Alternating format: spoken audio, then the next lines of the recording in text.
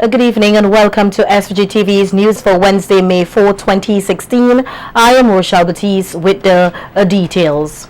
The lines of communication and negotiation have reopened between the St. Vincent Shipyard Limited, formerly the Otley Hall Shipyard Marina, and the National Workers' Movement, the NWM. In an interview with SVG-TV News earlier today, General Secretary of the NWM, Noel Jackson, says one of their major issues with the company was what he describes as the abusive dismissal of employee Andrew Brown.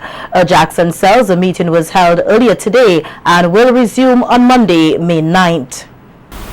Will, between today and Monday, meet with the management of St. Vincent Shipyard Limited and their solicitor to discuss his condition of employment and the way forward. As you know, the company had sent him a letter making his position redundant. The way it was done, we considered to be abusive dismissal, and therefore we felt it ought to be addressed. So Mr. Brown is meeting with the management and their solicitor.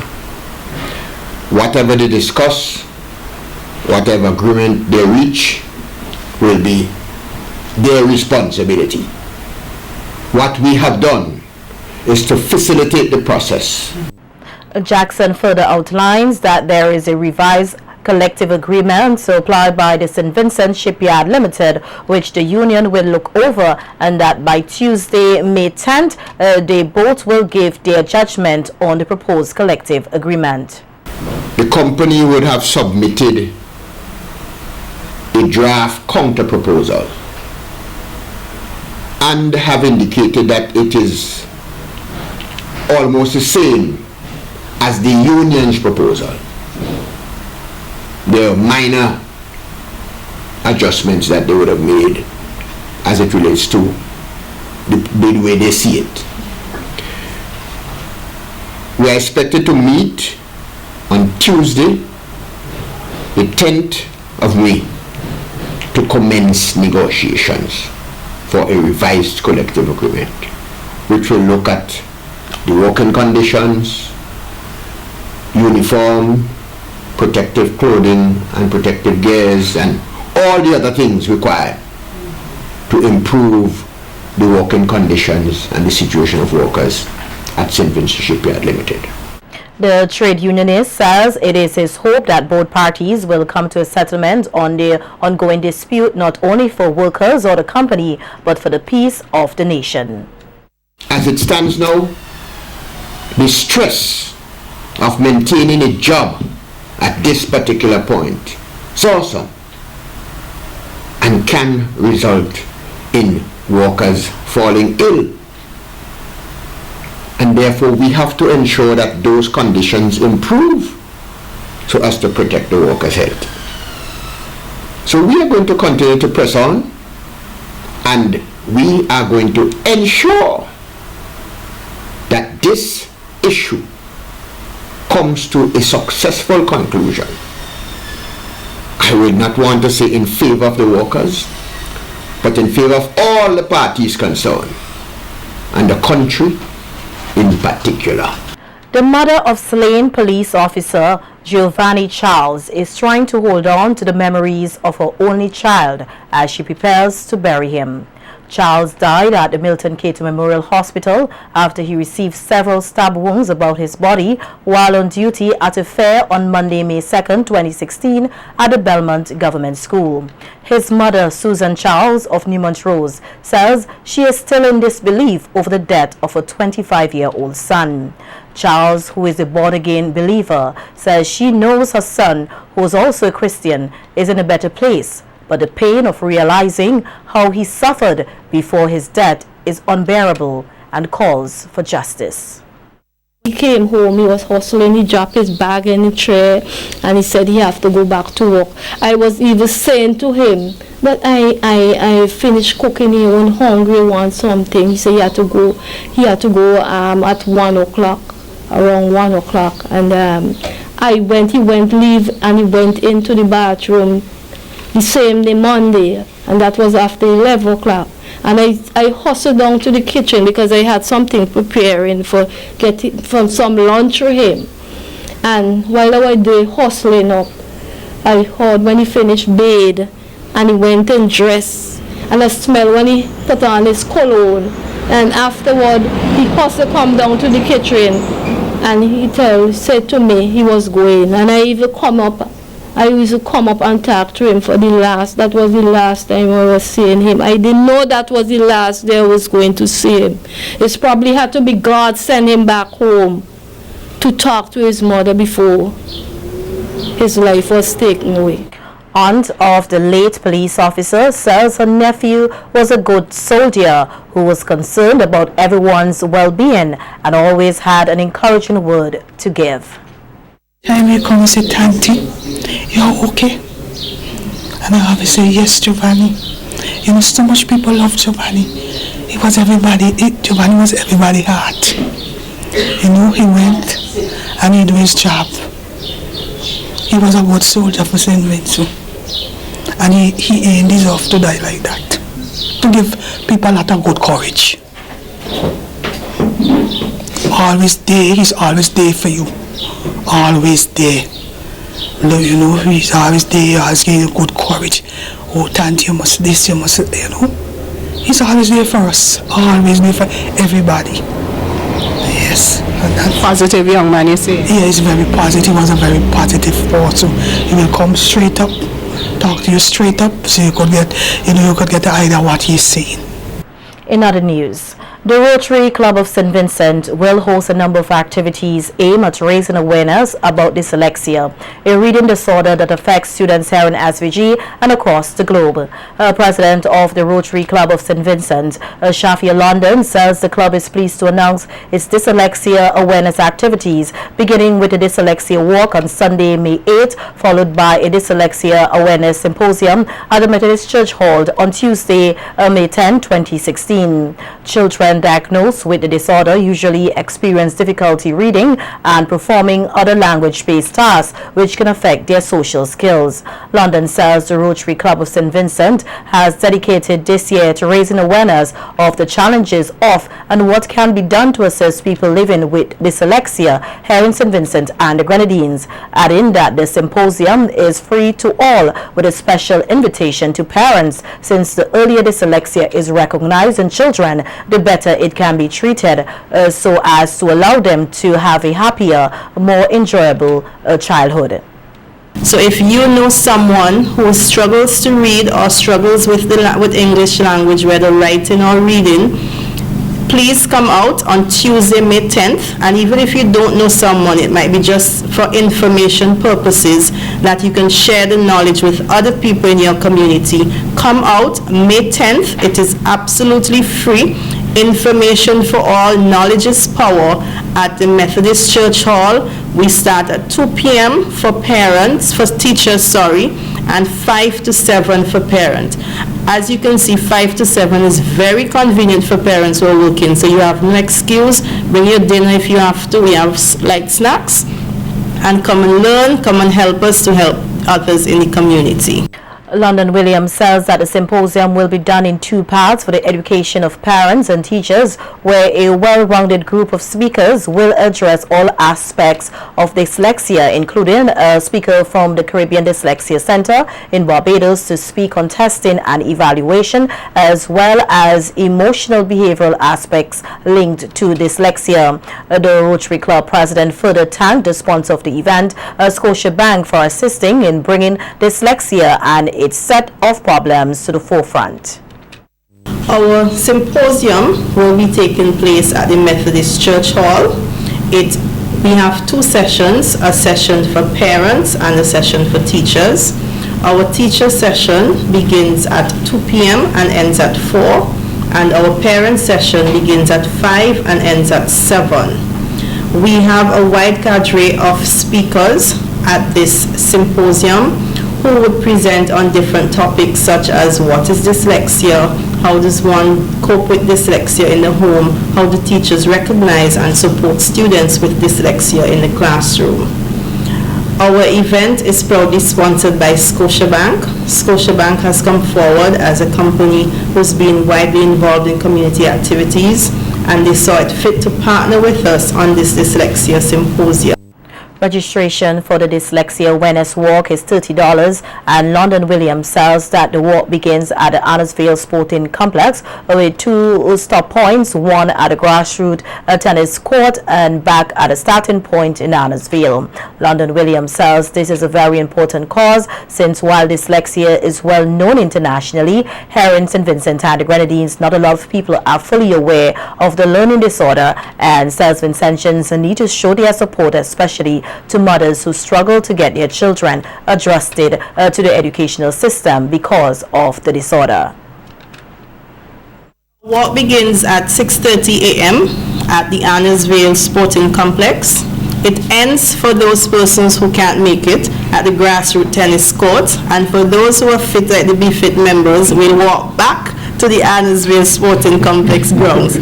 So we have 2 stop points, grassroots tennis court, and you'll get your light refreshments there, or you walk back with the rest of, well, not me, with the rest of BFIT to Annisvale Sporting Complex ground, where you also get refreshments. Each participant with your $30 package, you get a t-shirt, as I mentioned before, a bottle of Thirsty water, a bottle of Vitamalt, a waterproof pouch from one of our sponsors, One St. Vincent Group Inc., and information in your package about dyslexia. So we hope persons can join us. Registration takes place at Isarus Beachmont. Registration forms are there, as well as Singer in Kingston. Go and collect your form, sign up now. The deadline is Saturday. Ruth Williams, a mother of a dyslexic son who herself was recently diagnosed with the disorder, says she is happy to be part of the Rotary Club of St. Vincent's campaign, because being a mother of a dyslexic child, she has experienced firsthand the stigmatization surrounding the learning disorder, as well as the lack of support from some members of the public. Williams says she is prepared to do whatever it takes to change this mindset so that persons with the disorder will get the necessary support. When he started in school, he was all enthused and really excited and happy to go. But then when it started to come out with the schoolwork and so on like that, you could find that there was a huge problem. And we didn't know how to pinpoint it. You speak to him, he could articulate fabulously, but if you tried to teach him his alphabet, it was just like hitting a wall. And I went around in circles trying to find help, and after going to Barbados and actually finding out that he was dyslexic, and then finding out myself that I was dyslexic also, because it was never ever really pointed out to me, because I knew I had problems reading as a child, but I overcame it. And there was just lack of any real support or help, and the stigmatism of having a child that was a little slow in school, it was a problem, and how to get around to that.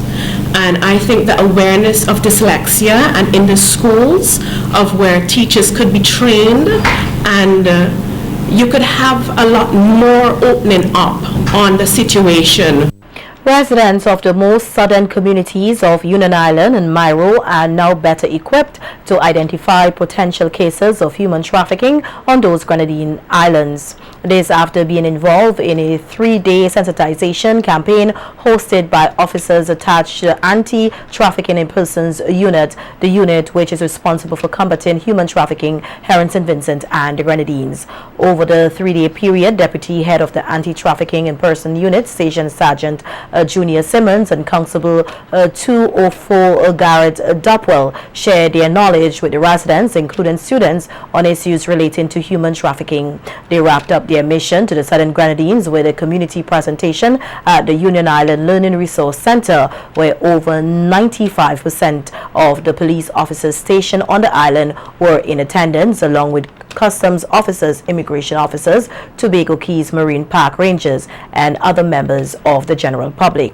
Some of the topics covered during the presentation include the United States Victim of Trafficking and Violence Protection Act, the Prevention of Trafficking in Persons Act (SVG), the elements of human trafficking, the stages of human trafficking, the different types of human trafficking, the causes and consequences of human trafficking, and a list of initiatives undertaken by the government of St. Vincent and the Grenadines to combat human trafficking.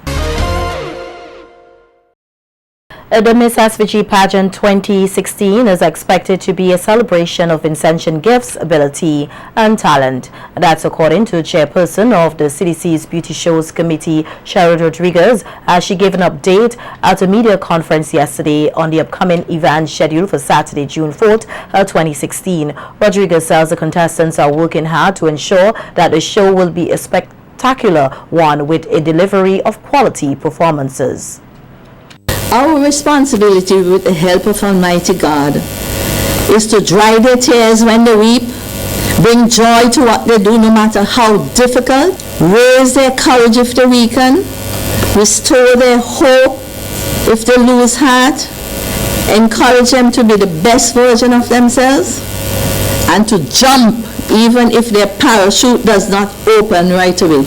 Jump in faith. Like athletes preparing for the Olympics, they keep training for that big day. Athletes do it for gold medals, but the contestants in Miss SVG are doing it for the award of a university scholarship by the government and people of St. Vincent and the Grenadines. We have every reason to believe that they will deliver on the night of June the 4th. Believe and achieve is the great law of success. Rodriguez says her committee is honored for the opportunity to help mold and develop the young women in SVG through pageantry. We, the members of the Beauty Shows Committee of the Carnival Development Corporation, consider our calling as an honor and a privilege to serve our country at this level, as we help young women to come out of their comfort zone, realize their full potential, develop and empower themselves to realize their dreams, make lifelong connections. We encourage them to cultivate their gifts and abilities, absorb themselves in the tasks ahead, keep their hearts aflame, grow their character and personality, broaden their experiences so that they become effective in all they do for their own improvement and progress.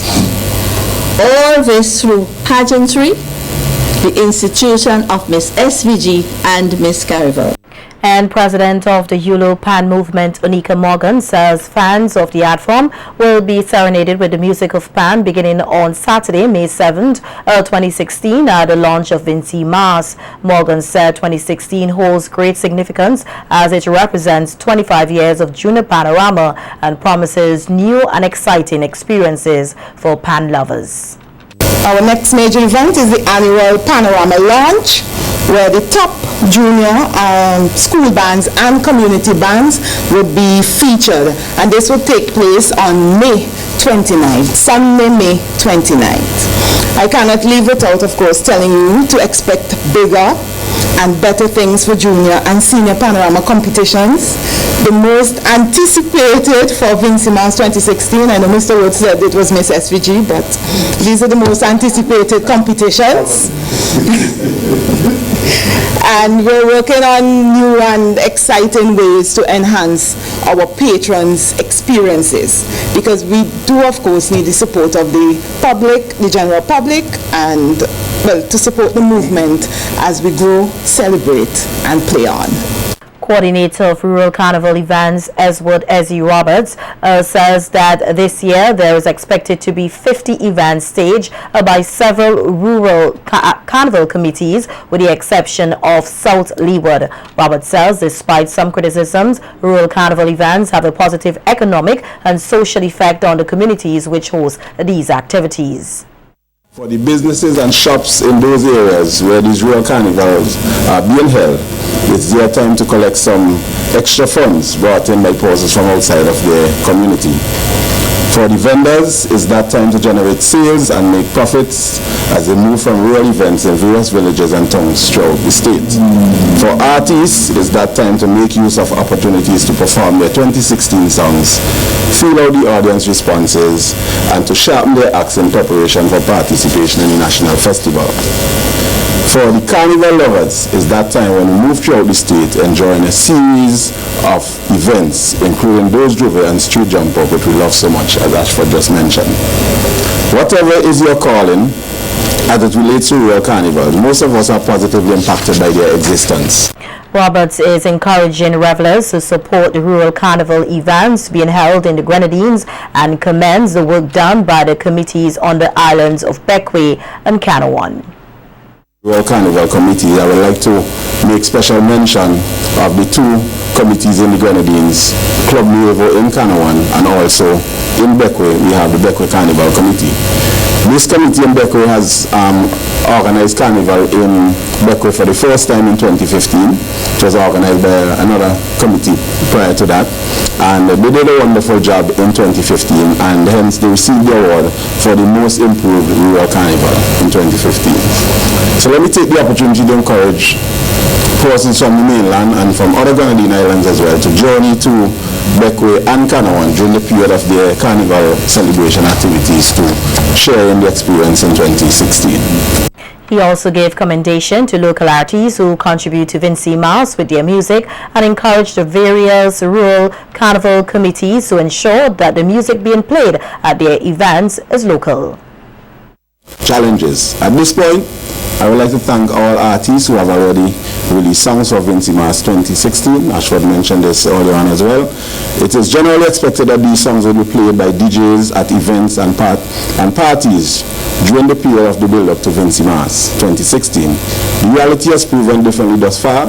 In some quarters, that is, as far as some of the DJs are concerned, they continue to give us the onslaught of foreign music at events, while many local songs of excellent quality suffer for want of being played.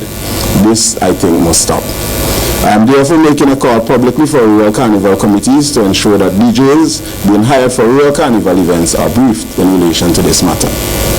In other news, head of the Girls High School Science Department, Juanita Hunt King, says that the school has made tremendous strides over its 105 years of existence and that she would like to see this trend continues. On Hit Talk last Sunday, which focused on the growth of the institution over the years, King says the students have been performing exceptionally well over the years and have been able to maintain the traditions and values of the institution. She, however, noted that one area that needs to be looked into is the safety of students and instructors. It's an old school. When you have such an age on a building, it will begin to show. In the cracks, in the wood structures, the termites, paper trails, you know, these are all things, the wiring, you know, the electrical installation and what would have changed over time. These are all possible fire hazards which we need to consider. We also have a very old science lab, chemistry lab, with a lot of old science materials, equipment, and so on. And these are things that we need to use. You know, they've aged, they've expired, and you know, we need to think about what we're going to do with them. You know, how can we keep our environment safe for all our students?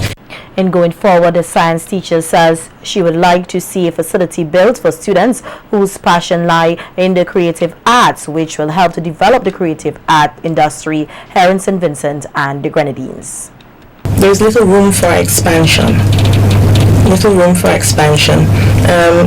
The Girls High School, and I'm sure the public would have already realized that it is bursting at the seams with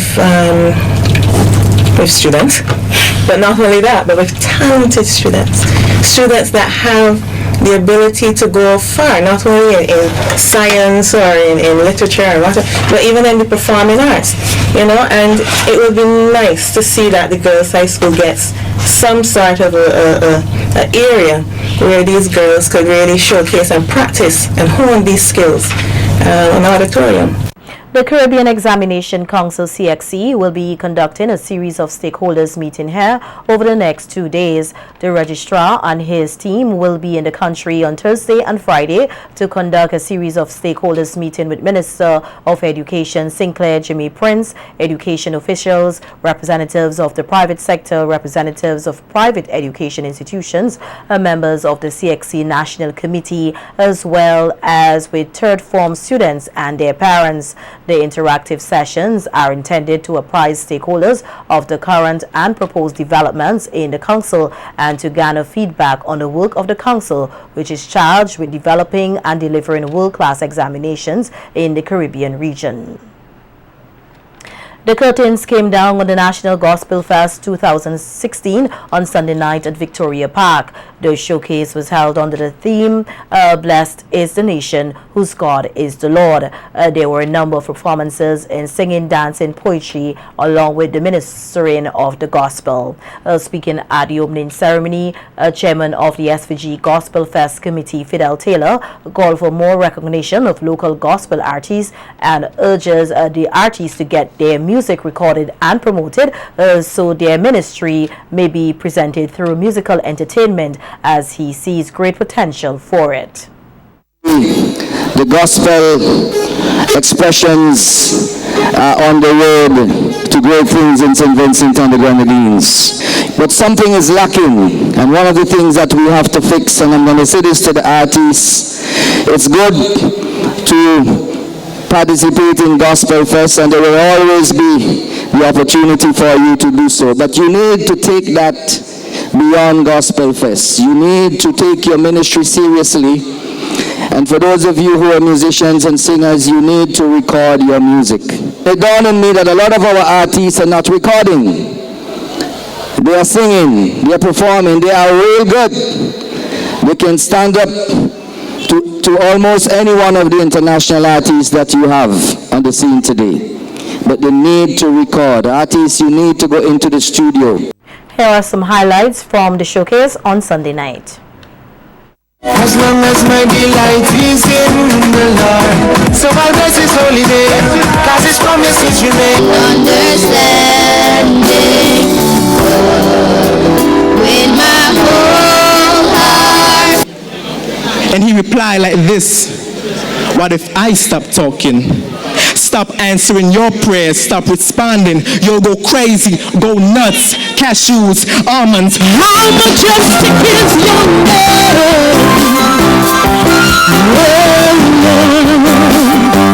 Stand one who is like you, God.